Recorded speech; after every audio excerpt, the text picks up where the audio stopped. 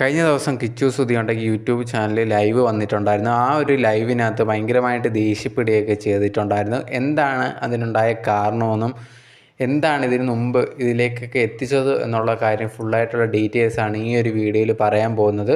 So നമുക്ക് വീഡിയോയിലേക്ക് പോകാം. അതിന് മുമ്പ് നിങ്ങൾ ആദ്യമായിട്ടാണ് എൻ്റെ ചാനൽ കാണുന്നതെങ്കിൽ മറക്കാതെ സബ്സ്ക്രൈബ് ചെയ്യുക, അതുപോലെ തന്നെ ലൈക്ക് ചെയ്യുക, അതുപോലെ തന്നെ ഹൈപ്പ് ചെയ്യുക, എന്നാലേ കൂടുതൽ പേരിലേക്ക് എത്തത്തോളും.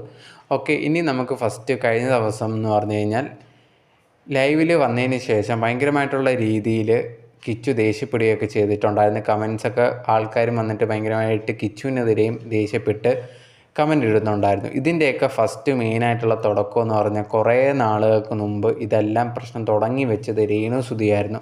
രേണുസുധിയും അതുപോലെ തന്നെ ആ ഒരു ഇളയ കുട്ടിയൊക്കെ താമസിക്കുന്ന വീട് പണിഞ്ഞു കൊടുത്ത ആ ഒരു സ്ഥലമൊക്കെ കൊടുത്ത് വീട് പണിഞ്ഞിട്ടുള്ള അവിടുത്തെ ആ ഒരു വീടിനെ ചുറ്റിപ്പറ്റിയാണ് ഈ ഒരു പ്രശ്നങ്ങളൊക്കെ തുടങ്ങുന്നത്.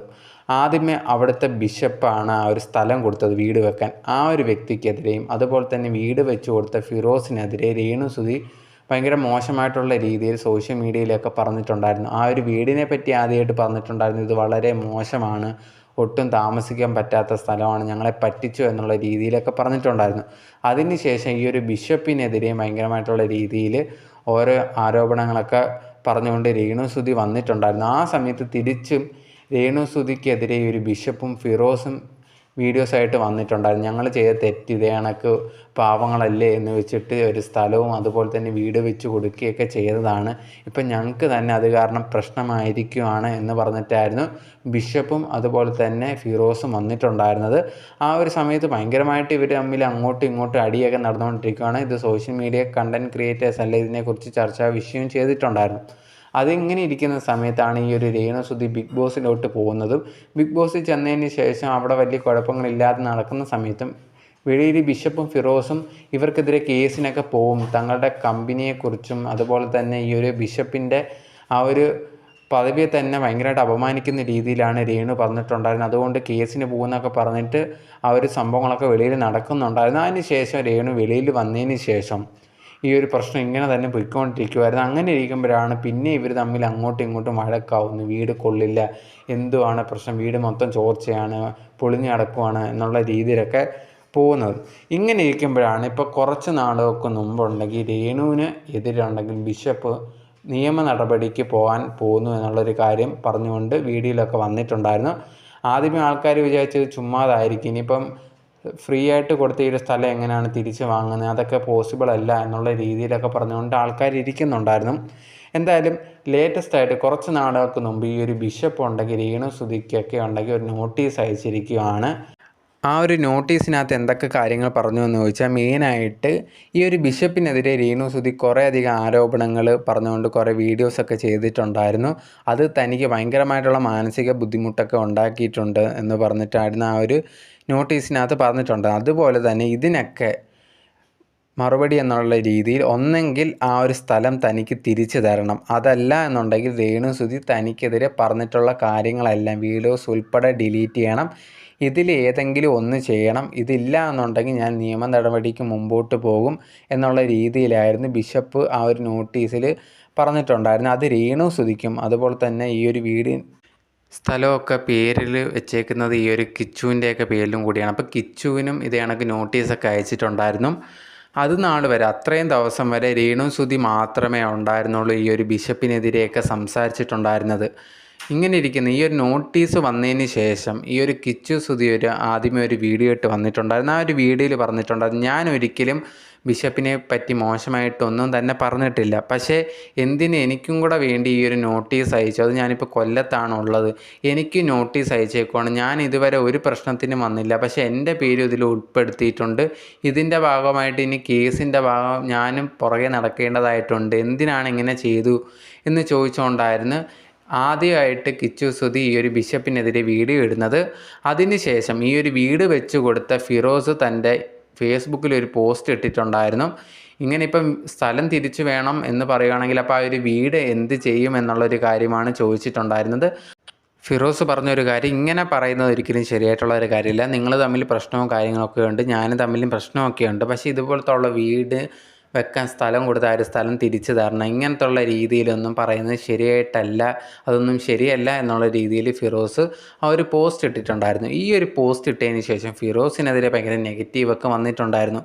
കാരണം ഫിറോസൊക്കെ ഉണ്ടെങ്കിൽ രേണുവിനെതിരെ ഭയങ്കരമായിട്ടുള്ള വീഡിയോസ്, നെഗറ്റീവ് വീഡിയോസൊക്കെ പറഞ്ഞുകൊണ്ട് ഇട്ടിട്ടുണ്ടായിരുന്നു. ഈ ഒരു രേണു കാരണം തൻ്റെ കമ്പനിക്കൊക്കെ ഭയങ്കര നഷ്ടമാണ്, ആർക്കും ജോലിയില്ല എന്നുള്ള രീതിയിലൊക്കെ ഈ ഒരു ഫിറോസ് പറഞ്ഞിട്ടുണ്ടായിരുന്നു.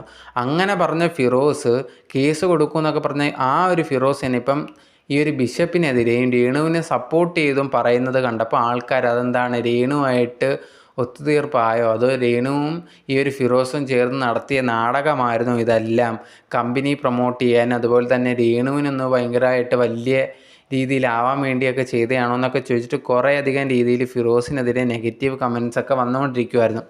അതുവരെ രേണു സുധി ഉണ്ടെങ്കിൽ ബിഷപ്പിൻ്റെ കാര്യം ചോദിച്ചു കഴിഞ്ഞാൽ ഭയങ്കരമായിട്ടുള്ള രീതിയിൽ അങ്ങനെയൊക്കെയാണ് എന്നൊക്കെ പറഞ്ഞിട്ട് ഈ ഒരു രേണുവിൻ്റെ കുറേയധികം ഫ്രണ്ട്സും ഒക്കെ ചേർന്നിട്ട് ബിഷപ്പിനെതിരെ പല രീതിയിലും സംസാരിച്ചിട്ടുണ്ടായിരുന്നു. രേണുവിൻ്റെ അനിയത്തിയും പറഞ്ഞിട്ടുണ്ടായിരുന്നു, അങ്ങനെ കേസും ഏതാണ്ടൊക്കെ കൊടുത്തിട്ടുണ്ടായിരുന്നു.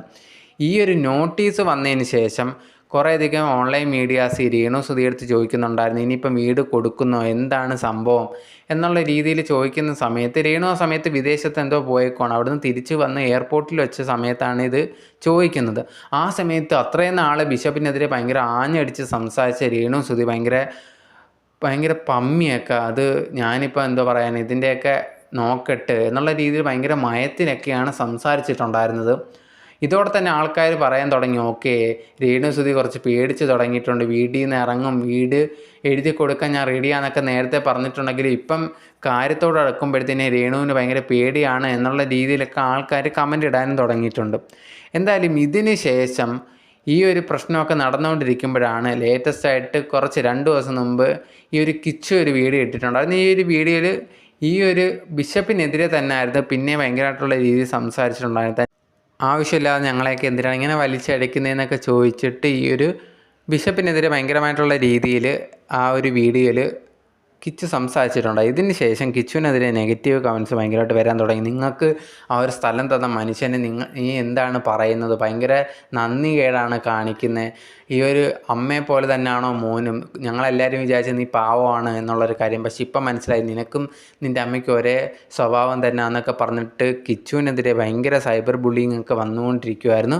നെഗറ്റീവ് കമൻറ്റ്സും എല്ലാം ഭയങ്കരമായിട്ട് DM-ലൊക്കെ പോയി ഓരോരുത്തർ കമൻറ്റ് ഇടുന്നുണ്ടായിരുന്നു. അതിന് പ്രതികരിച്ചുകൊണ്ടാണ് ഇപ്പം ലൈവിൽ ലേറ്റസ്റ്റായിട്ട് കഴിഞ്ഞ ദിവസം ഒരു വീഡിയോ ഇട്ടേക്കുന്നത്, ലൈവിൽ വന്നേക്കുന്നത്. ഇതിനകത്ത് പറയുന്നുണ്ട്, കുറേ നാൾ ആൾക്കാർ പറയുന്നുണ്ടായിരുന്നു ഞാനൊന്നും പ്രതികരിക്കുന്നില്ല എന്നുള്ള രീതിയിൽ. ഇപ്പം ഞാൻ പ്രതികരിച്ചപ്പോഴത്തേനും ആൾക്കാർക്ക് ഞാൻ അഹങ്കാരിയായി, അങ്ങനെയാണെങ്കിൽ അഹങ്കാരമുണ്ട് എന്നുള്ള രീതിയിൽ. പിന്നെ എൻ്റെ കൂട്ടിരിക്കുന്ന ഫ്രണ്ട്സ് അതിനെക്കുറിച്ച് സംസാരിച്ചപ്പം അവരും ഒന്നും സംസാരിക്കാൻ പാടില്ല എന്ന് പറയുന്നുണ്ട്.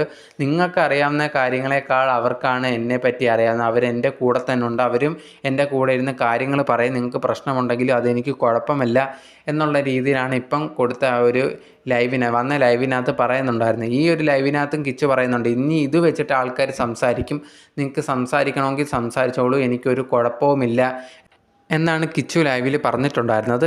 ഈ ഒരു കാര്യങ്ങളെല്ലാം നിങ്ങൾ മൊത്തത്തിൽ കേട്ട് കഴിഞ്ഞപ്പോൾ എന്താണ്, നിങ്ങൾ ആരുടെ ഭാഗത്താണ് ശരിയെന്ന് തോന്നുന്നു? ബിഷപ്പിൻ്റെ ഭാഗത്താണോ, അതോ രേണുസുധിയുടെ ഭാഗത്താണോ, അതോ ഈ ഒരു കിച്ചു ദേഷ്യപ്പെട്ടത് സാധാരണ ദേഷ്യപ്പെടുന്ന കണക്ക് എന്നാണോ, അതോ ഓവറായിട്ട് റിയാക്ട് ചെയ്തോ? എന്താണ് നിങ്ങളുടെ അഭിപ്രായം എന്നുള്ളത് മറക്കാതെ കമൻറ്റ് ബോക്സിൽ കമൻ്റായിട്ട് പറയുക.